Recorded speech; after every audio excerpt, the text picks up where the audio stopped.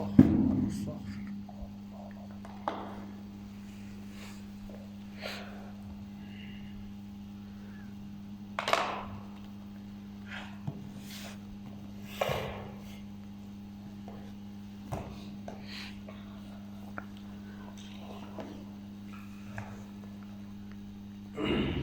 باللہ من الشیطان الرجیم بسم اللہ الرحمن الرحیم۔ امام بخاری روایت کرتے ہیں کہ صحاب نے حدیث بیان کی نکاح میں حبان نے خبر دی نکاح میں جویریہ بن اسمان خبر دی اطراف حضرت ابن عمر رضی اللہ تعالیٰ عنہ وہ بیان کرتے ہیں کہ نبی پاک صلی اللہ علیہ وسلم بن نذیر کے کھجور کے درخت جلا دیے اور انہی کے متعلق حضرت حسان بن ثابت رضی اللہ تعالیٰ عنہ کا یہ شعر ہے۔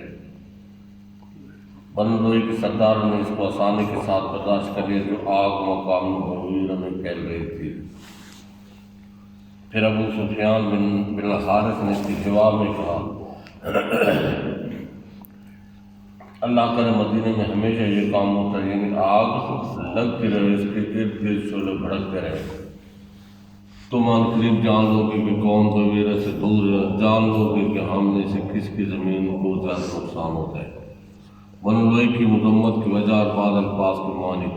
علامہ عمر بن علی بن ملک صاحب موضوع 8 جس کی طرف لکھتے ہیں حضرت حسان بن ثابت رضی اللہ تعالیٰ عنہ نے اپنے شعر میں بنوئی یعنی قریش کے سرداروں کی اس لیے مذمت کی کہ انہوں نے کعب بن اسد القرظی کو اس پر برانگیختہ کیا تھا کہ بنو قریظہ اور اسد کے درمیان جو معاہدہ ہے اس کو توڑ دے، حتیٰ کہ وہ ان کے ساتھ غزوہ خندق میں نکلا۔ اس شعر میں نزاق لفظ اس کا معنی ہے بعید اور نذیر کے لفظ اس کا معنی ہے نقصان۔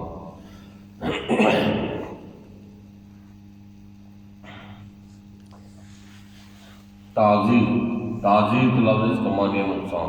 حضرت ابو سفیان بن الحارث کے تذکرہ اور اشعار کے متعلق حافظ بن حجر کی تحقیق۔ حافظ شہاب الدین احمد بن علی بن حجر اسقلانی شافعی متوفی 852 ہجری کے حدیث سے مذکور ہے ابو سفیان بن حارث نے حضرت حسان بن ثابت رضی اللہ تعالیٰ عنہ کے اشعار کے جواب میں مسلمانوں کو بددعا دی تھی، اپنے اشعار سے ان کا جواب دیا۔ ابو سفیان بن حارث عبد المطلب کے بیٹے ہیں، نبی پاک کے امزاد ہیں۔ جس وقت انہوں نے مسلمانوں کے خلاف اشعار کہتے اس وقت اسلام نہیں لائے تھے۔ فتح مکہ کے بعد یہ اسلام لے آئے تھے اور غزوہ حنین میں یہ نبی پاک صلی اللہ علیہ وسلم کے ساتھ ثابت قدم رہے تھے۔ نیز حافظ بن حجر اسقلانی لکھتے ہیں کہ مشائخ کے شیخ ابو الفتح بن سید الناس نے عیون الحسن میں ابو عمرو الشیبانی سے روایت کی ہے کہ جس شعر کو امام بخاری حضرت حسان کے منسوب کے وہ دراصل ابو سفیان بن حارث کا شعر ہے اور اس میں ہان کی جگہ عز ہے اس کا، اور اب اس شعر کا معنی ہے بنی لوئی کے سرداروں پر یہ آگ بہت دشوار تھی جو آگ مقام بحیرہ میں پھیل رہی تھی۔ اور بعض کے دو شعر جن کو امام بخاری عثمان بن الحارث کی طرف منسوب کیا وہ دراصل حضرت حسان کے ہیں، اور حضرت حسان نے یہ کہا کہ اللہ کرے بنو نذیر کے باغات میں ہمیشہ یہ آگ جلتے رہے اور کفار کا نقصان ہوتا رہے۔ پھر حافظ بن حجر اپنے استاد اور اساتذہ سے اختلاف کرتے لکھتے ہیں، امام بخاری نے اس کا ذکر کیا وہ زیادہ سے کیونکہ ابو الفتح بن سید الناس نے اپنے موقع پر کوئی دلیل پیش نہیں کی۔ علامہ عینی کا حافظ بن حجر سے مناقشہ۔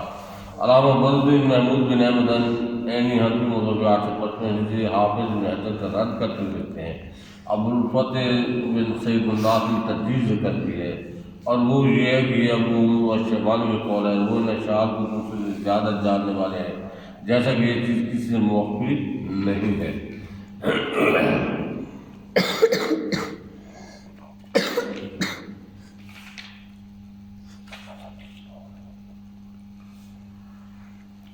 امام بخاری کہتے ہیں میں ابو الجمال نے جس میں شعر میں خبر دی حضرت زہری نے مالک بن اوس بن حسان النصری نے خبر دی کہ حضرت عمر بن خطاب رضی اللہ تعالیٰ عنہ نے بلایا تھا، اثناء عمر کے درمیان یرفع کا کہ حضرت عثمان، حضرت عبدالرحمن، حضرت زبیر، حضرت سعد رضی اللہ تعالیٰ عنہ حاضر ہونے کی اجازت کرے، آپ کا کیا حکم ہے؟ پاس حضرت عمر نے فرمایا ہاں، تو یرفع نے کو داخل کیا۔ تھوڑی دیر بعد وہ پھر حضرت علی اور حضرت عباس رضی اللہ تعالیٰ عنہ آنے کی اجازت گئے، آپ کے حضرت عمر رضی اللہ تعالیٰ عنہ نے فرمایا ہاں۔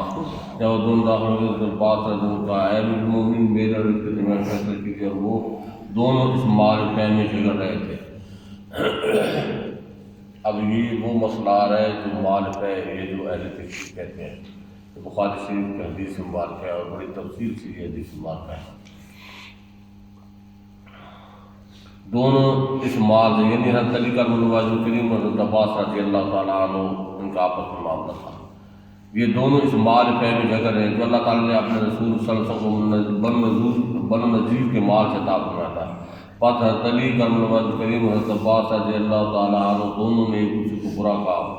پس پہلے آنے والے صحابہ کی جماعت کے امیر المومنین دونوں کے درمیان فیصلہ کیجیے اور ان دونوں کو ایک دوسرے سے راحت دلائی۔ تم راجن کا ٹھہرو، میں تم کو اللہ کی قسم دیتا ہوں جس کی اذن سے آسمان اور زمین قائم ہے، کیا تم کو معلوم ہے کہ رسول اللہ صلی اللہ علیہ وسلم فرمایا تھا ہمارا کوئی وارث نہیں بنایا جاتا، ہمارا جو کچھ تک ہے وہ صدقہ ہے، اس سے آپ کی مراد خود اپنی ذات تھی۔ سب نے کہا آپ نے اس طرح فرمایا تھا۔ حضرت عمر، حضرت علی اور حضرت عباس رضی اللہ تعالیٰ عنہ کی طرف متوجہ ہوئے کہا میں آپ دونوں کو اللہ کی قسم دیتا ہوں کہ آپ کو معلوم ہے کہ رسول اللہ صلی اللہ علیہ وسلم نے اس طرح فرمایا تھا؟ انہوں نے کہا جی ہاں۔ حضرت عمر رضی اللہ تعالیٰ عنہ نے فرمایا میں آپ کو اس معاملہ کی خبر دیتا ہوں، بے شک اللہ سبحانہ نے اپنے رسول صلی اللہ علیہ وسلم کو اس مال پے سے ایک چیز کے ساتھ خاص کر دیا تھا، اور آپ نے یہ پے اپنے علاوہ اور کسی کو نہیں دیا۔ پس اللہ جل ذکر نے فرمایا اور جو مال اللہ نے ان سے نکال کر اپنے رسول پر لوٹا دیے تو تم نے ان پر نہ گھوڑے دوڑائے تھے اور نہ اونٹ۔ سورہ حشر آیت 6۔ یہ آیت یہاں تک اور لیکن اللہ اپنے رسولوں کو مسلط فرما دیتا ہے جس پر چاہے، اور اللہ جو چاہے اس پر قادر ہے۔ سورہ حشر آیت 6۔ پر یہ اموال بنی نذیر خالص رسول اللہ صلی اللہ علیہ وسلم کی ملکیت تھی۔ پھر اللہ کی قسم آپ نے تمہیں نظر انداز کر کے اس مال کو اپنے ساتھ خاص نہیں کیا تھا اور نہ تم پر اپنی ذات کو ترجیح دی تھی۔ تحقیق یہ ہے کہ آپ نے یہ مال تم کو دیا اور آپ نے تم نے اس مال کو تقسیم کیا، حتیٰ کہ اس میں سے یہ مال بچ گیا۔ سو رسول اللہ صلی اللہ علیہ وسلم اس مال کو اپنے گھر والوں پر خرچ کرتے تھے، اس مال میں سے ان کو 1 سال کا خرچ دیتے تھے، پھر اس میں سے جو مال بچ جاتا ہے اس کو اللہ عز و جل کا مال قرار دیتے۔ پس رسول اللہ صلی اللہ علیہ وسلم نے حیات طیبہ میں اس مال میں اس طرح تصرف کرتے رہے۔ پھر نبی پاک صلی اللہ علیہ وسلم کی وفات ہو گئی۔ حضرت ابوبکر صدیق رضی اللہ تعالیٰ عنہ نے کہا میں رسول اللہ صلی اللہ علیہ وسلم کا ولی ہوں، تو اس مال کو حضرت ابوبکر صدیق رضی اللہ تعالیٰ نے اپنے اختیار میں لے لیا اور مال میں وہی تصرف کیا جو رسول اللہ صلی اللہ علیہ وسلم اس مال میں تصرف کرتے تھے، اور آپ لوگ یہیں موجود تھے۔ پھر حضرت عمر رضی اللہ تعالیٰ عنہ، حضرت علی اور حضرت عباس رضی اللہ تعالیٰ عنہ کی طرف متوجہ ہوئے، فرمایا آپ دونوں کو یاد ہے کہ حضرت ابوبکر صدیق رضی اللہ تعالیٰ عنہ اس مال میں وہی تصرف کرتے تھے جیسا کہ آپ دونوں بھی اقرار کرتے ہیں، اور اللہ کو خوب علم ہے کہ حضرت ابوبکر صدیق رضی اللہ تعالیٰ عنہ اس تصرف میں سچے تھے، نیکوکار تھے، ہدایت یافتہ تھے اور حق کے پیروکار تھے۔ پھر اللہ عز و جل نے حضرت ابوبکر صدیق رضی اللہ تعالیٰ عنہ کو وفات دی تو میں نے کہا میں رسول اللہ صلی اللہ علیہ وسلم کا ولی ہوں اور حضرت ابوبکر صدیق رضی اللہ تعالیٰ کا ولی ہوں۔ تو میں نے اپنی خلافت کے دوران 2 سال اس مال پر قبضہ رکھا اور اس مال میں وہی تصرف کیا جو اس مال میں رسول اللہ صلی اللہ علیہ وسلم اور حضرت ابوبکر صدیق رضی اللہ تعالیٰ تصرف کرتے تھے، اور اللہ کو خوب علم ہے کہ میں اس تصرف میں سچا ہوں، نیکوکار ہوں، ہدایت یافتہ ہوں، حق کا پیروکار ہوں۔ پھر آپ دونوں میرے پاس ہیں اور آپ دونوں ایک ہی ہیں، اور آپ دونوں کا نظریہ بھی ایک ہے، اور آپ دونوں کا مقصد بھی ایک ہے۔ پھر آپ میرے پاس آئے، یعنی حضرت عباس، تو میں نے آپ دونوں سے کہا کہ بے شک رسول اللہ صلی اللہ علیہ وسلم نے فرمایا ہے ہمارا کوئی وارث نہیں بنایا جاتا، ہم نے جو کچھ چھوڑا ہے وہ صدقہ ہے۔ پھر میری رائے یہ ہوئی کہ میں اس مال کا انتظام آپ دونوں کے حوالے کر دوں۔ میں نے کہا اگر آپ دونوں چاہیں میں اس مال کے انتظام آپ کے حوالے کر دوں، تو اس شرط پر کہ آپ اللہ سے پکا عہد کریں کہ آپ اس مال کو انہی مصارف میں خرچ کریں گے جن مصارف میں اس مال کو رسول اللہ صلی اللہ علیہ وسلم صرف کرتے تھے اور حضرت ابوبکر صدیق رضی اللہ تعالیٰ عنہ صرف کرتے تھے، اور جب سے میں اس مال کا والی ہوا ہوں میں اس مال کو ان میں مصارف میں صرف کرتا تھا، اور اگر آپ یہ عہد و میثاق نہ کریں تو پھر آپ مجھ سے اس سلسلے میں بات نہ کریں۔ تو آپ دونوں نے کہا کہ آپ اس مال کو اس شرط پر ہمارے حوالے کر دیں، تو میں نے یہ مال آپ کے حوالے کر دیا۔ اب کیا آپ دونوں مجھ سے اس کے سوا کوئی اور فیصلہ کرانا چاہتے ہیں؟ بس اللہ کی قسم جس کے حکم سے آسمان اور زمین قائم ہے، میں اس مال میں قیامت تک اس کے سوا کوئی فیصلہ نہیں کروں گا۔ اگر آپ دونوں اس کا انتظام کرنے سے عاجز ہیں تو یہ مال میرے حوالے کر دیں، میں آپ دونوں کی جگہ اس کا انتظام کروں گا۔ انبیاء کی وراثت کے نفی پر ایک معاوضہ کا جواب۔ علامہ عمر بن علی بن بلغم شافعی 884 لکھتے ہیں، اس حدیث میں ارشاد ہے ہمارا وارث نہیں بنایا جاتا، ہم نے جو کچھ چھوڑا ہے وہ صدقہ ہے۔ اس پر یہ معاوضہ کیا گیا ہے کہ قرآن مجید نے ووارث سلیمان داؤد اور سلیمان داؤد کے وارث ہوئے۔ اس کا جواب یہ ہے کہ اس سے مراد مال کی وراثت نہیں ہے بلکہ علم اور نبوت کی وراثت مراد ہے۔ واضح حدیث قرآن مجید کی تفسیر ہے۔ حضرت عباس رضی اللہ تعالیٰ عنہ کا حضرت علی رضی اللہ تعالیٰ عنہ کو کاذب اور عاصم کہنے کا جواب۔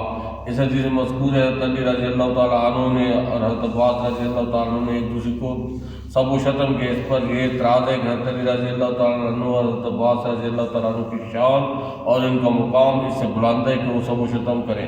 اس کا جواب یہ ہے کہ سب و شتم سے مراد بازاری گالیاں نہیں ہیں جیسے جہل عوام ایک دوسرے کو دیتے ہیں، بلکہ ہو سکتا ہے عباس رضی اللہ تعالیٰ حضرت علی رضی اللہ تعالیٰ کو اس پر ملامت کی ہو کہ تم وہی تو ہو جس نے ابوبکر صدیق رضی اللہ تعالیٰ سے بیعت میں تاخیر کی تھی۔ میں کہتی ہوں کہ امام مسلم نے یہ روایت کی ہے کہ حضرت عباس رضی اللہ تعالیٰ نے حضرت عمر رضی اللہ تعالیٰ سے کہا، اے امیر المومنین، میرے اور اس جھوٹے گنہگار عہد شکن اور خائن کے درمیان فیصلہ کیجیے۔ علامہ نووی نے اس کی شرح میں لکھا ہے کہ حضرت عباس کے کلام میں شرط محذوف ہے، یعنی اگر یہ انصاف نہ کرے تو پھر یہ جھوٹا عاصم عہد شکن اور خائن ہے۔ قاضی یاد نے کہا کہ علامہ مازری نے کہا کہ یہ الفاظ بظاہر حضرت عباس کے مقام کے لائق نہیں ہے۔ حضرت علی کرم الواجہ الکریمین اور صاحب سے یعنی جھوٹ وغیرہ سے بہت دور اور بری ہے، اور ہم نبی پاک صلی اللہ علیہ وسلم کے علاوہ اور کسی کے معصوم ہونے کے معتقد نہیں ہیں، لیکن ہمیں یہ حکم دیا گیا ہے کہ ہم تمام صحابہ کے ساتھ حسن ظن رکھیں اور ان سے ہر برے وصف دور کریں، اور جب ہم سے کوئی تعبیر نہ ہو سکے تو ہم کہیں گے کہ اس حدیث کے راوی جھوٹے ہیں۔ علامہ مادری نے کہا اگر ہم راویوں کی طرف عوام کو منسوب نہ کریں اور یہ کہیں کہ یہ الفاظ ضرور ثابت ہیں تو ہم کہیں گے کہ اس روایت کا منہ مل جائے کہ حضرت علی حضرت عباس رضی اللہ تعالیٰ کے بھتیجے تھے اور ان کی اولاد کے حکم میں تھے۔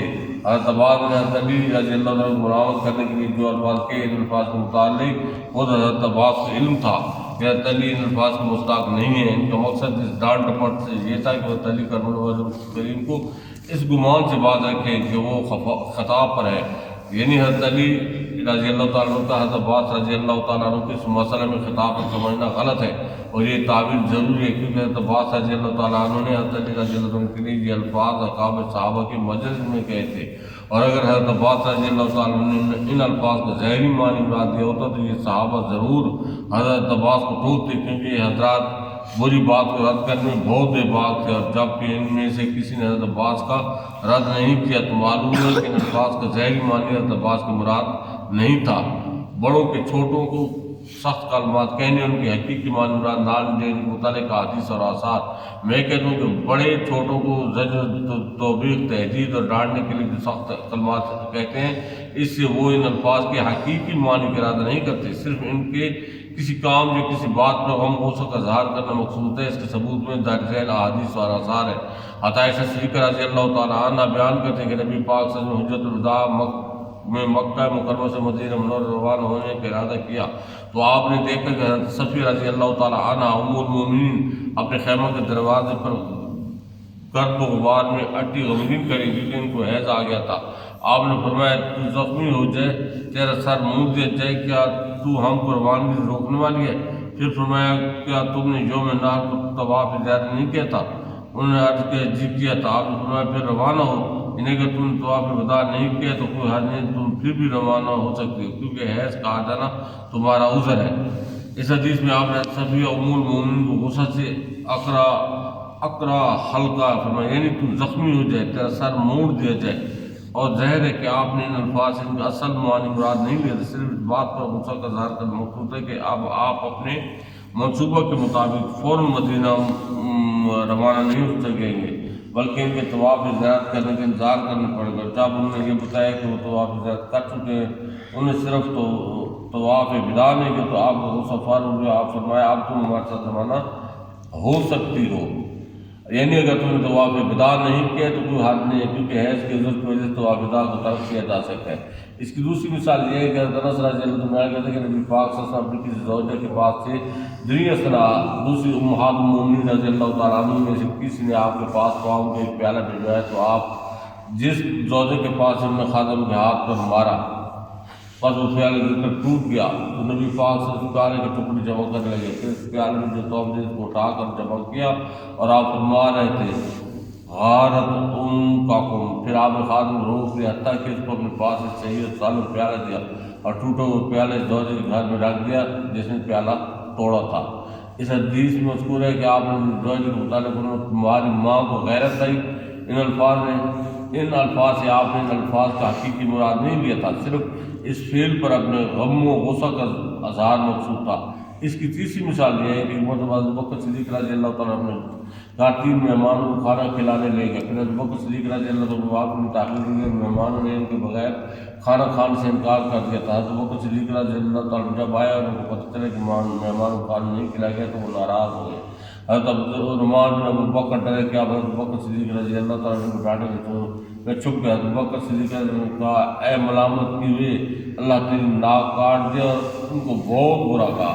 تو جس طرح نبی پاک سے بعض ازواج مطہرات کو بعض مواقع پر سخت کلمات سنے لیکن آپ کی مراد ان کے معنی نہیں تھے، جس طرح ابو بکر صدیق رضی اللہ تعالیٰ نے اپنے شہزادوں کو ایک موقع پر سخت باتیں کی لیکن آپ کی مراد ان کے معنی نہیں تھے، اسی طرح حضرت عباس رضی اللہ تعالیٰ نے اپنے بھتیجوں کے ایک موقع پر سخت باتیں کی اور ان کو کاذب، عاصم، غادر اور خائن کہا، لیکن حضرت عباس رضی اللہ تعالیٰ کی مراد ان الفاظ کے معنی نہیں تھے۔ حضرت علی رضی اللہ تعالیٰ کی شان اس سے بہت بلند ہے کہ وہ حضرت عباس رضی اللہ تعالیٰ کے نزدیک کاذب، عاصم، غادر اور خائن ہو۔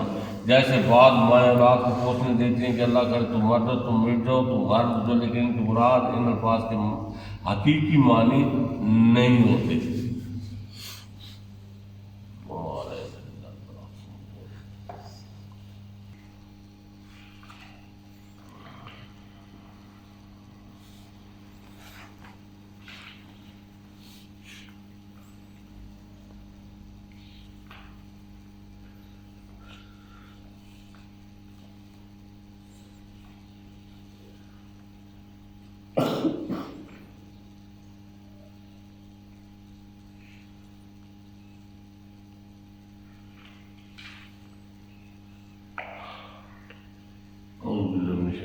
بسم اللہ الرحمن الرحیم۔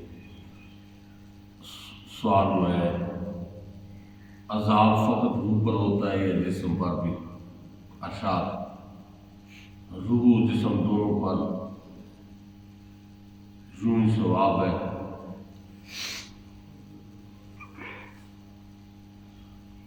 مطلب عذاب بھی دونوں پر ہوتا ہے اور ثواب بھی دونوں کو ملتا ہے۔ لنگڑے اور اندھے کی حکایت آگے بیان کی ہے۔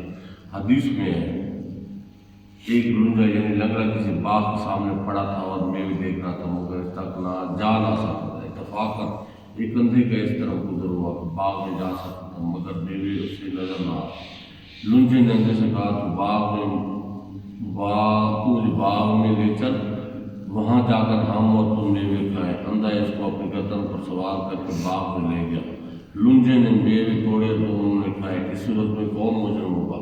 دونوں میں مجرم ہے، اندھا جسم ہے اور لنگڑا روح، ٹھیک ہے نا؟ تو سزا اور جزا دونوں کو ہے، روح کو بھی ہے اور جسم کو بھی ہے۔ اگر کوئی روح کو سزا ہو جسم کو نہ ہو تو یہ ایک کی سزا ہو جائے گی، یا جسم کو سزا ہو، اگر جسم کو سزا ہو روح نہ ہو تو جسم کو پتہ ہی نہیں چلے گا کہ کیا ہو رہا ہے۔ پھر جزا اور سزا کا کنسیپٹ ختم ہو جاتا ہے۔ جزا اور سزا تب بھی ہو سکتی ہے جب روح اندر ہو اور اس کو خوشی، راحت یا دکھ وہ محسوس ہو، تب بھی سزا اور جزا ہو سکتی ہے۔ ہر ایک کے ساتھ کتنی روحیں ہوتی ہیں؟ ہر ایک کے ساتھ کتنی روح ہیں؟ صرف ایک روح ہے۔ اگر مسلمان ہے تو علیین جنت اعلیٰ میں، کافر ہے تو سجین میں۔ جو شخص قبر پر جاتا ہے اس کو بخوبی دیکھتی ہے، اس کی بات سنتی سمجھتی ہے۔ مرنے کے بعد روح کا ادراک بے شمار بڑھ جاتا ہے، خواہ مسلمان کی ہو یا کافر کی۔ شاہ عبدالعزیز سے فرماتے ہیں روح کو قرب و بعد مکانی یکساں، یعنی روح کے لیے کسی چیز کا دور و نزدیک ہونا برابر ہے۔ روح بصر یعنی بینائی کی روح کو دیکھو، کنویں کے اندر سے ستاروں کو دیکھتی ہے، یعنی نگاہ اٹھتی ہے زمین سے فلک صوابہ تک پہنچتی ہے جو یہاں سے 8000 برس کی راہ پر ہے۔ حدیث میں روح زندہ و مردہ کی مثال پرند کی فرمائی کہ جب تک پنجرے میں بند ہے اس کے لائق پر کھول سکتے ہیں، جب قفس یعنی قید سے نکال دو پھر اس کی اڑان دیکھو، ٹھیک ہے نا۔ پرندہ جب تک بند ہے تو اس کی اڑان تو ہے نہیں، اسی پنجرے تک محدود ہے، لیکن اگر جب اس کو آپ آزاد کر دیں پھر دیکھ کے وہ کیسے اٹھتا ہے، آسمان کی وسعت تک چلا جاتا ہے۔ بالکل یہی ہے روح کا کہ جب روح جسم کے اندر ہے تو وہ مقید ہے، وہ قید ہے، جب روح سے جسم سے نکل جائے گی اب وہ آزاد ہے، ٹھیک ہے نا۔ یہاں پہ یہ کہ جو روح کا ادراک بڑھ جاتا ہے چاہے وہ مسلمان کی ہے یا چاہے وہ کافر کی ہے، ٹھیک ہے نا۔ قبر کھودنے پر مردے کی ہڈیاں ملیں تو قبر کھودی وہاں مردے کی ہڈیاں نکلی تو کیا کیا جائے؟ ارشاد اگر اور جگہ مل سکتے ہیں تو ہرگز اس میں دفن نہ کریں اور اس قبر کو بدستور درست کر دیں، ورنہ ان ہڈیوں کو ایک طرف رکھ کر حائل کا فصل دے کریں، درمیان میں کوئی چیز رکھ کر اس کو دفن کریں۔ اور اگر یہ معلوم کہ پہلے یہاں قبر تھی، اگرچہ اب یہاں نشان باقی نہ رہا تو وہاں قبر کھودنا جائز نہیں ہے۔ ہاں اگر کوئی اور جگہ نہ مل سکے اور یہ قبر پرانی ہو چکے تو مجبوراً جائز ہے۔ داڑھی منڈانا اور کتوانا گناہ صغیرہ ہے یا کبیرہ؟ داڑھی منڈانا اور کتوانا گناہ صغیرہ ہے یا کبیرہ؟ ارشاد کتوانا یا منڈانا ایک دفعہ کا صغیرہ گناہ ہے، ایک دفعہ داڑھی کٹائے یا منڈوا دے تو صغیرہ گناہ ہے، اور عادت سے کبیرہ، اگر یہ روز صاف کر رہے تو یہ کبیرہ ہے جس سے فاسق مولن یعنی اعلانیہ کبیرہ گناہ کرنے والا ہو جائے گا۔ اس کے پیچھے نماز مکروہ تحریمی کے پڑھنی گناہ اور پھیرنی واجب، ایسے بندے کے پیچھے نماز پڑھنا مکروہ تحریمی، ٹھیک ہے، پڑھنا گناہ اور پھیرنی واجب ہے، اگر اعادہ نہ کیے یعنی دوبارہ نہ پڑھی تو گنہگار ہوگا۔